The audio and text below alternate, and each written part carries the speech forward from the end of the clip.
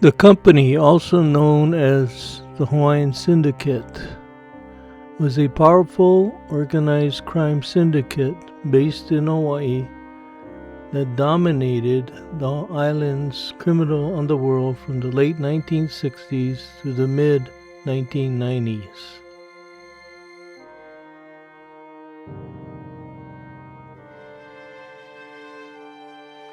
Before the company, Hawaii's organized crime was fragmented among ethnic gangs: Chinese, Triads, Japanese, Yakuza, Korean Klangpe, and Samoan outfits, each controlling different vice districts.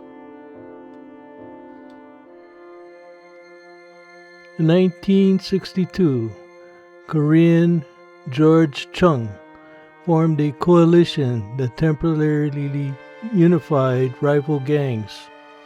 The smaller ethnic gangs all vied for control of organized crime, leading to disorganized clashes.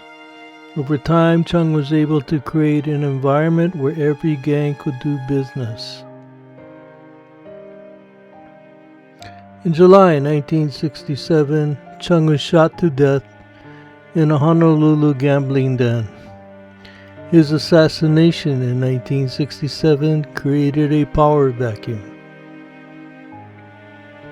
A Samoan mob led by Alema Leota briefly took control, but in 1969, Wilfred Nappy Pulawa, a native Hawaiian and Leota's lieutenant, founded the company by recruiting primarily from native Hawaiian, Polynesian, and other local criminal communities.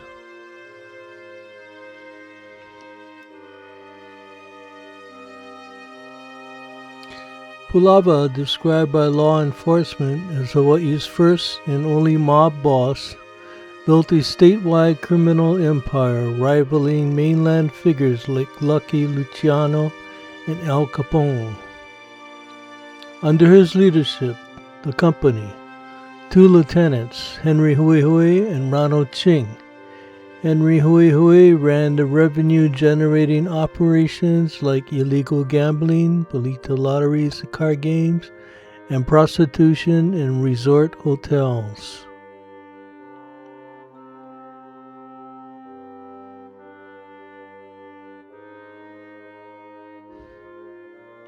Ronald Ching was responsible for coordinating the violence to maintain the dominance in the underworld.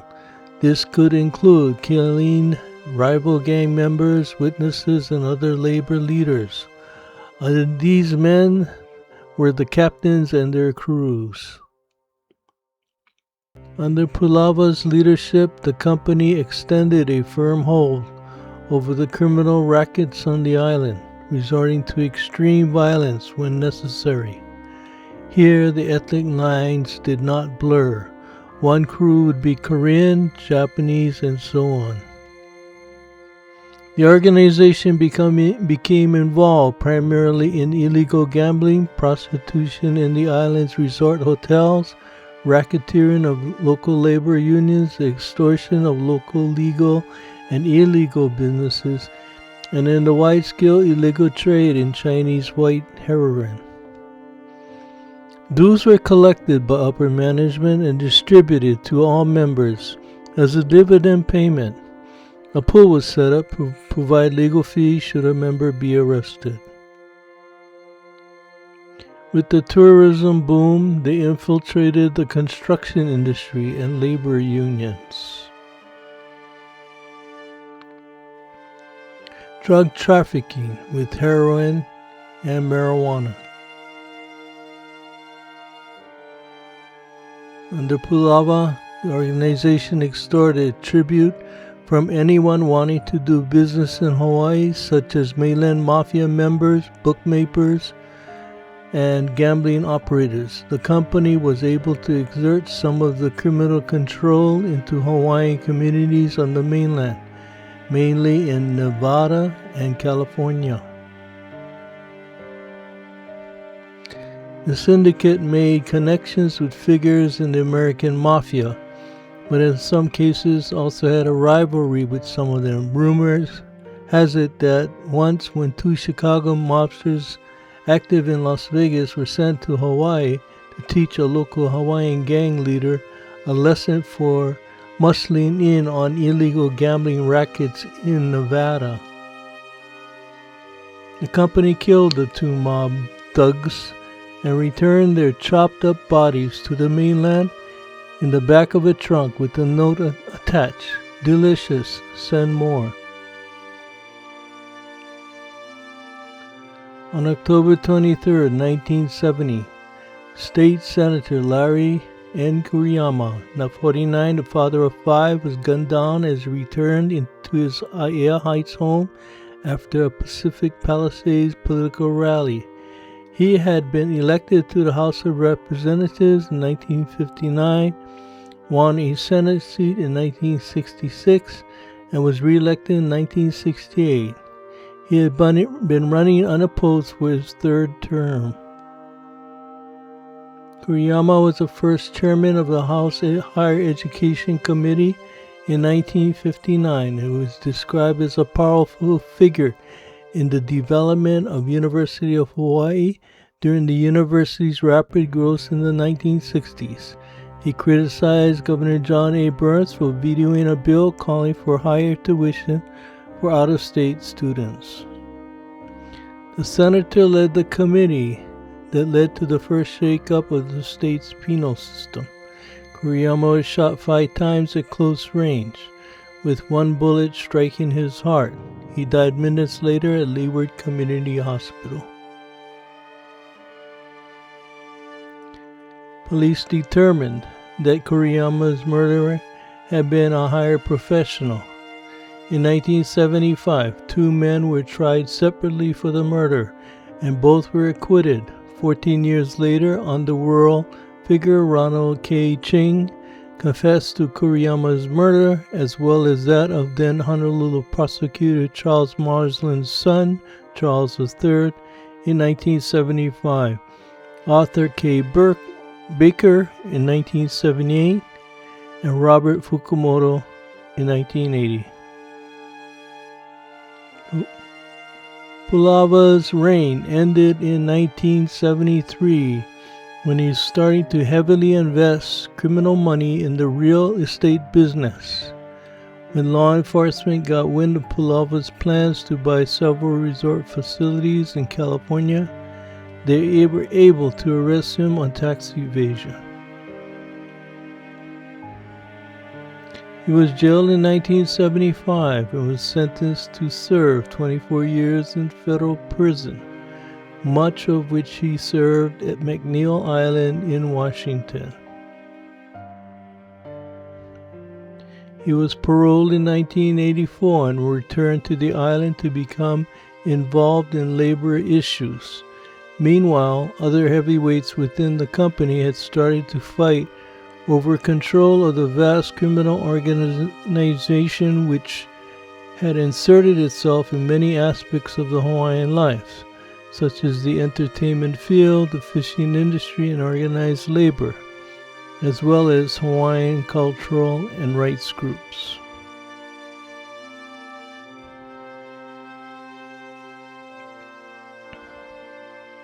When Pulawa's leadership ended, the company became more prone to infighting because several lieutenants and criminal families were competing for leadership.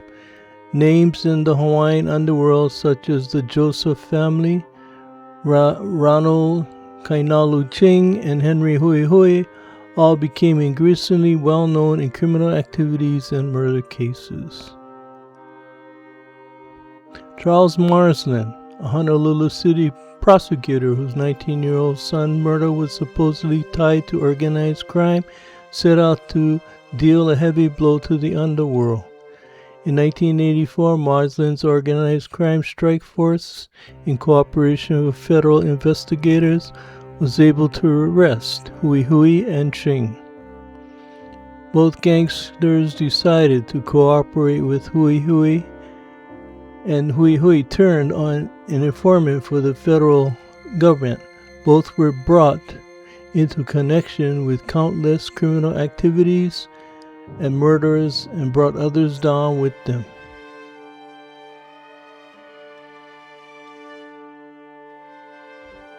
Hui was indicted in April 1984 on federal racketeering charges of gambling and extortion, as well as state charges of murder. Cheng was sentenced to 4 life terms for 4 murders in August 1985.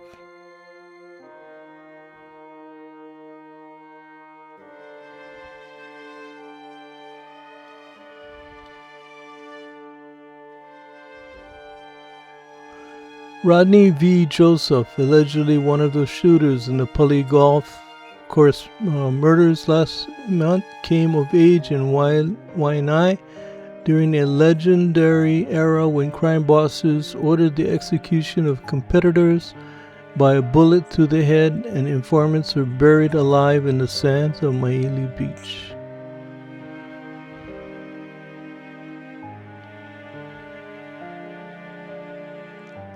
Joseph, 35, a professional kickboxer, is charged with first and second degree murder in the killing of Lepo Utu Talise, 43, and Lawrence Romelius Corpus, 39, at the Pulawa Golf Course on January 7.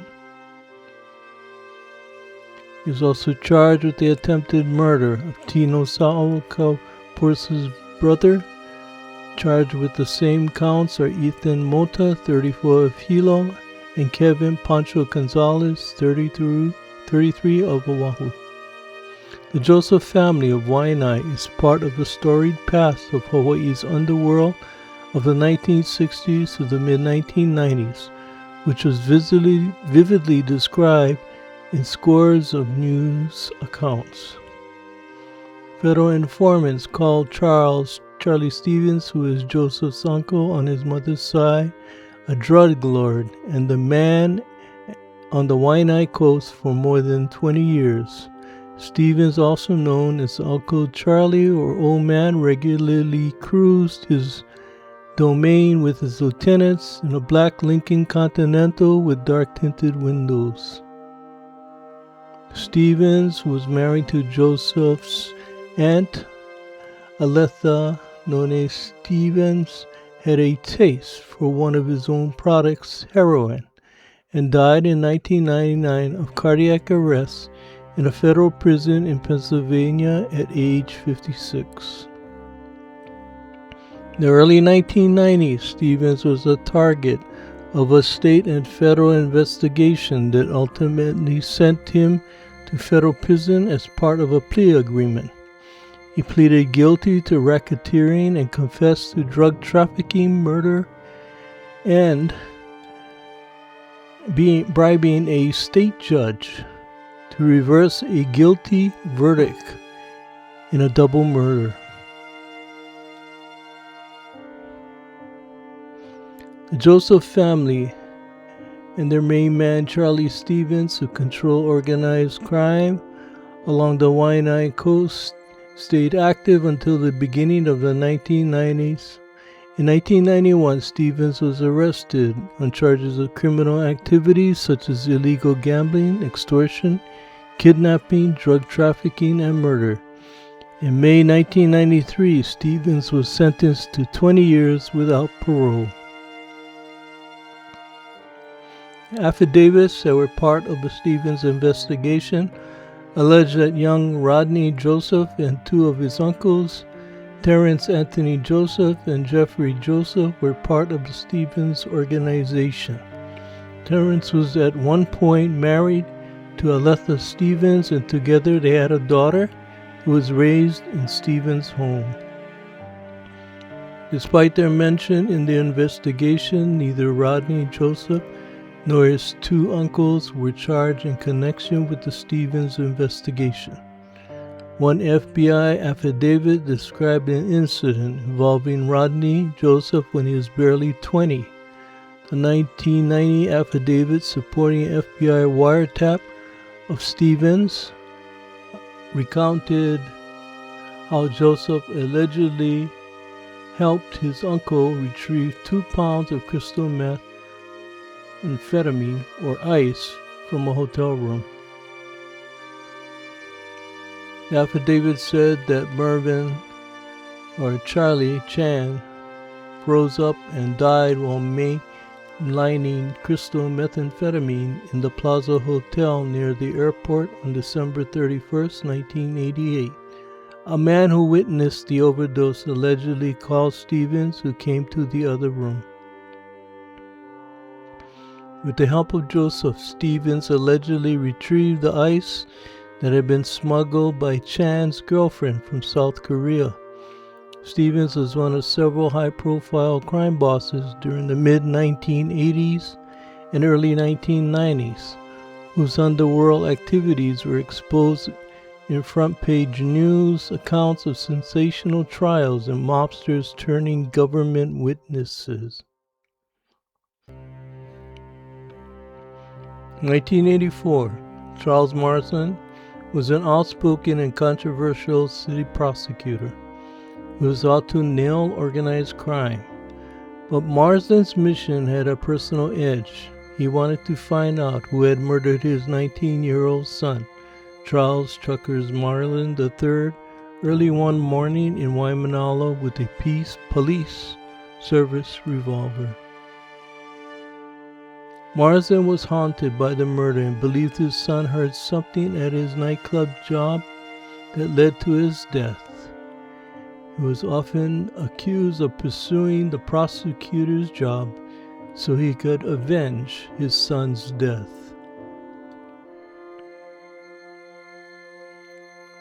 In 1984, the intensive work of Marsden's organized crime strike force and federal investigators pinned two major underworld figures, Rado Kainalu Rani Ching and Henry Hui Hui.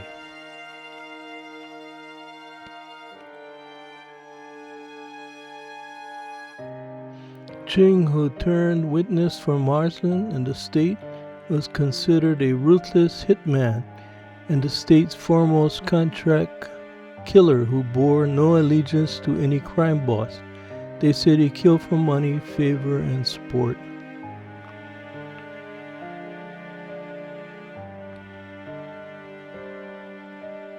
Ching pleaded guilty in 1981 to federal firearm and narcotics violations and was serving a 21-year prison sentence on the mainland when he was indicted for the 1978 murder and kidnapping of Arthur K. Baker, a government informant.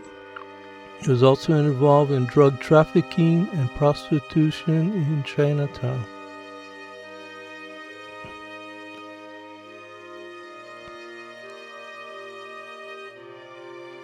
Ching, who like Stevens was fond of heroin, once told undercover investigators in a taped conversation that he first made his bones, killed a person at age 16. He eventually pleaded guilty to killing 4 of 20 people he admitted to investigators he murdered. Ching claimed he killed Chuckers Marsden on April 17, 1975. Marsden, a Punahou graduate who was attending Chaminade College, left his job as assistant manager of the Infinity Disco in Waikiki at 4:30 a.m. His body was found in Waimanalo. Ching confessed to the November 13, 1978 murder of Baker, who was handcuffed and dragged out of a cocktail lounge on Kalakaua Avenue and then buried alive in the sand at Maili.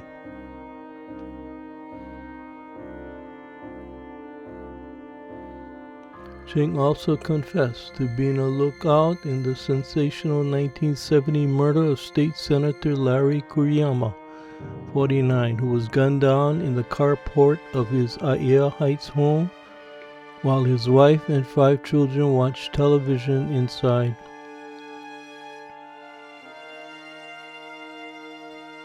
Ching also said he executed Robert or Bobby Fukumoto, a major crime figure turned police informant, Ching said he shot Fukumoto 10 times in the back with an automatic rifle while he stood inside a Kapiolani Boulevard bar in May of 1980. On August 23, 1985, Ching was sentenced to 4 life terms for the 4 murders. At the same time, Ching talked to the police.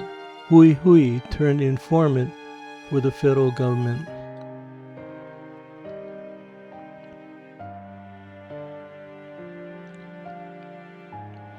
Targeted by another state and federal investigation, Hui Hui ran a group called The Company, which was formed during the 1970s by legendary crime boss Wilfred Nappy Pulawa.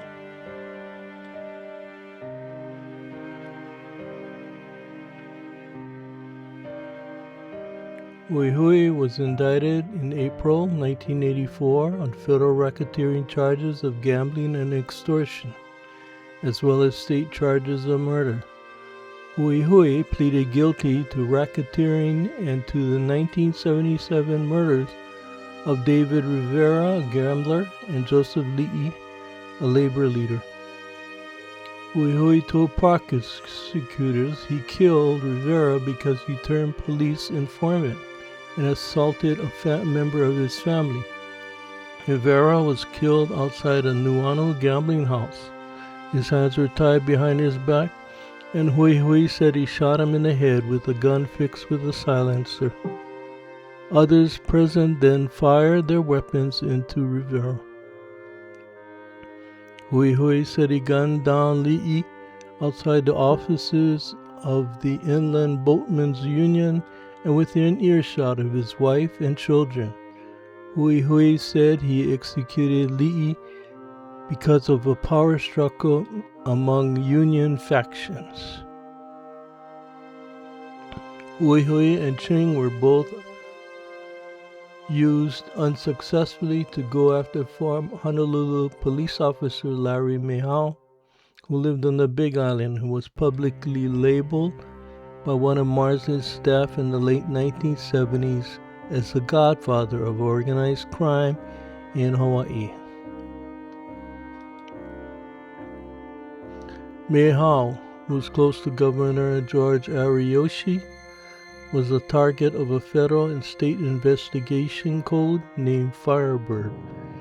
Mehau was never convicted.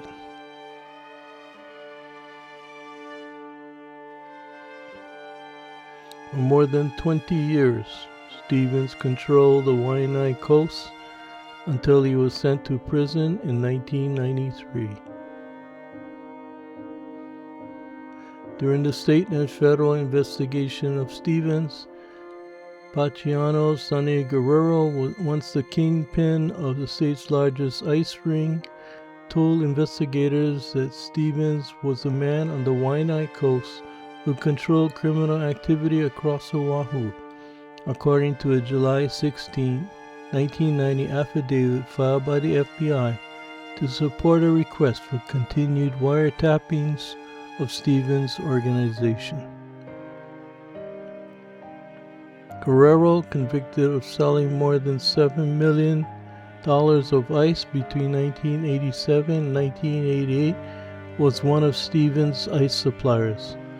Guerrero, who is serving a 25-year prison term, told investigators that anyone who wants to deal drugs or conduct any other criminal activities in the Waianae area of any significance must have the blessings of Charlie Stevens and his organization. The federal investigation of Stevens led to his end. In 1990, Stevens was indicted on federal drug and firearm charges. The government said Stevens, with the aid of his wife, was at the center of a secretive and well-organized drug operation that trafficked in ice, heroin, and marijuana. He was also charged with extortion and possessing an unregistered automatic submachine gun and silencers for automatic weapons. In a subsequent June 1992 indictment, Stevens was also charged with 39 additional counts of racketeering acts for kidnapping, witness tampering, and firearms possession.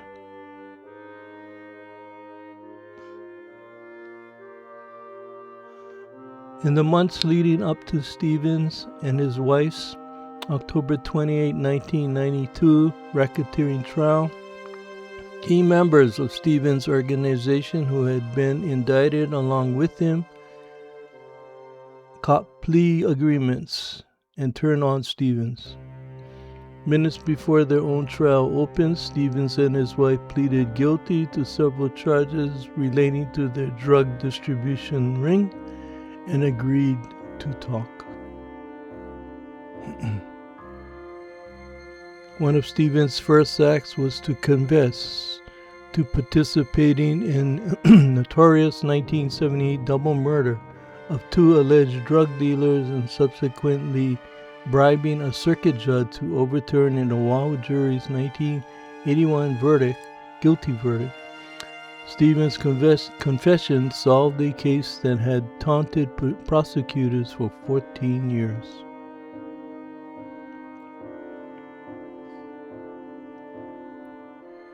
Stevens admitted that on April 6, 1978, he shot Patricia L.S. Stevens, no relation, 32 in the head with a .45 caliber handgun, and that he participated in the disposal of Stevens' body and that of Conrad Maisaka, 27, who was killed at the same time.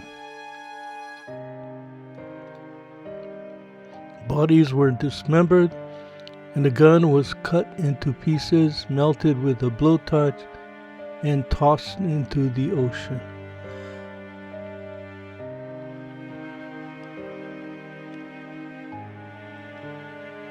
During Stevens' 1981 trial for the double murder, 3 young Waianae men who were enlisted by Stevens to help get rid of the bodies testified against him. Stevens' defense was that the men killed the couple and were framing him.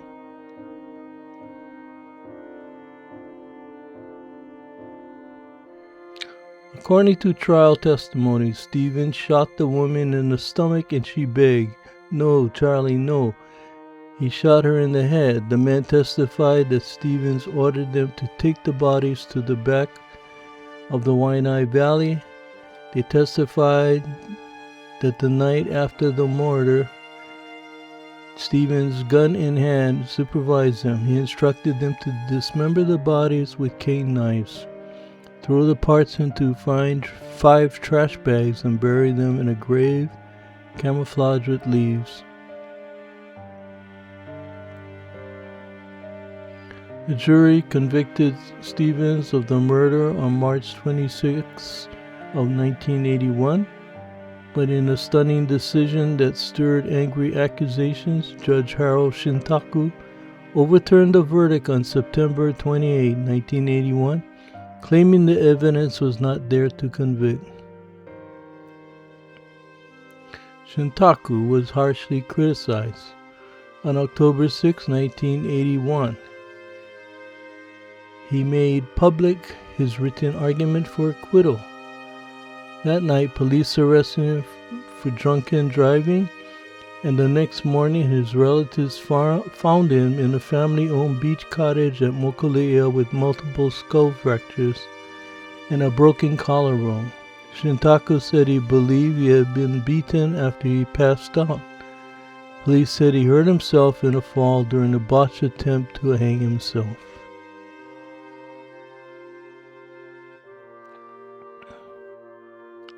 In 1983, Shintaku retired from the bench. The judge was arrested in a 1987 raid on Alewa Heights Tea House in the company of Earl K.H. Kim, who controlled gambling during that era.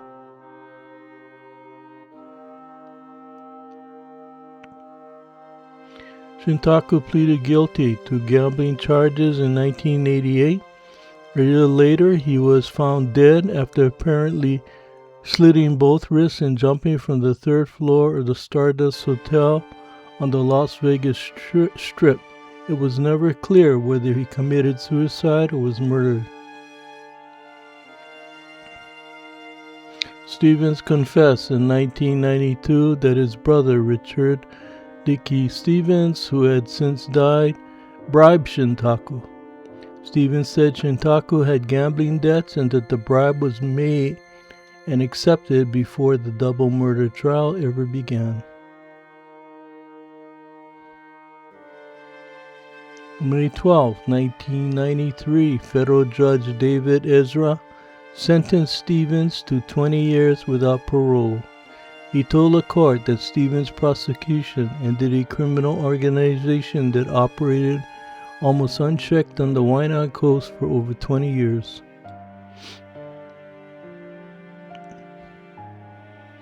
Indictments of several powerful members of the company ended the organization's reign over statewide organized crime on the island.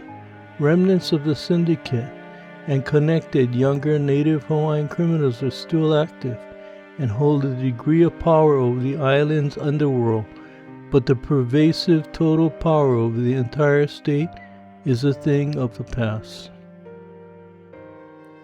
Currently, organized crime in Hawaii is closer to what it was in the 1960s, with a different ethnic organized crime groups such as triads, yakuza, Korean, Samoan criminal organizations, and native Hawaiian crime syndicates, including remnants of the company, all operating their own criminal businesses in the state.